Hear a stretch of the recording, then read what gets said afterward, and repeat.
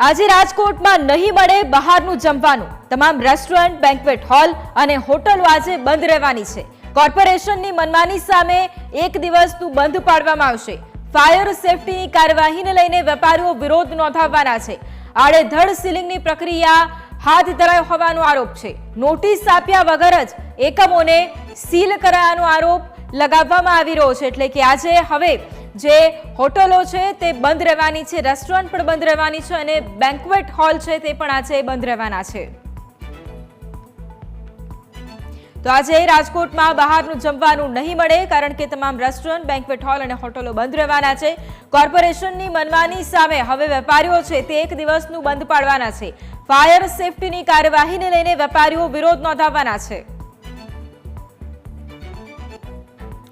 સંવાદદાતા ઋષિ અમારી સાથે લાઈવ છે। ઋષિ, આજે રાજકોટમાં જે વેપારીઓ છે તે બંધ પાડી રહ્યા છે, હોટલો, બેન્ક્વેટ હોલ હોય તમામના વેપારીઓ બંધ પાડી રહ્યા છે। વિરોધ શા માટે તેઓ કરી રહ્યા છે અને શા માટે તેમનો આ વિરોધ અને તેમના દ્વારા શું નિવેદન આપવામાં આવ્યા છે?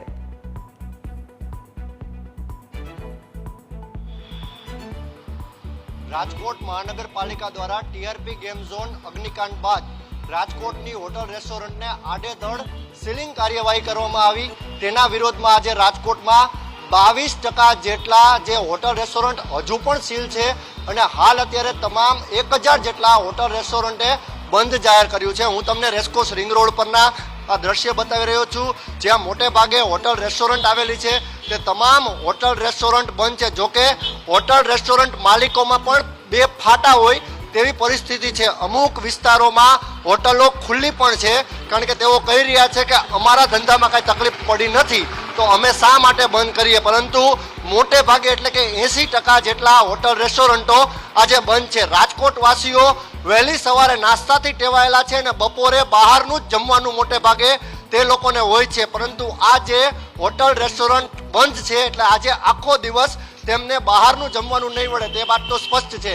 જે રીતે રાજકોટ મહાનગરપાલિકાના ફાયર વિભાગ દ્વારા જે તપાસ હાથ ધરવામાં આવી અને તે તપાસમાં અનેક રેસ્ટોરન્ટો સીલ કરી દેવામાં આવ્યા છે અને એ સીલિંગની પ્રક્રિયા જે આડેધડ કરવામાં આવી તેના વિરોધમાં આજે રાજકોટમાં હોટલ, રેસ્ટોરન્ટ, બેન્ક્વેટ હોલ અને પાર્ટી પ્લોટ દ્વારા જે એના માલિકો છે બંધનું જાહેર કર્યું છે એલાન, અને સાથે આજે 4:30 વાગ્યાની આજુબાજુ તેઓ વિશાળ રેલી પણ યોજવાના છે।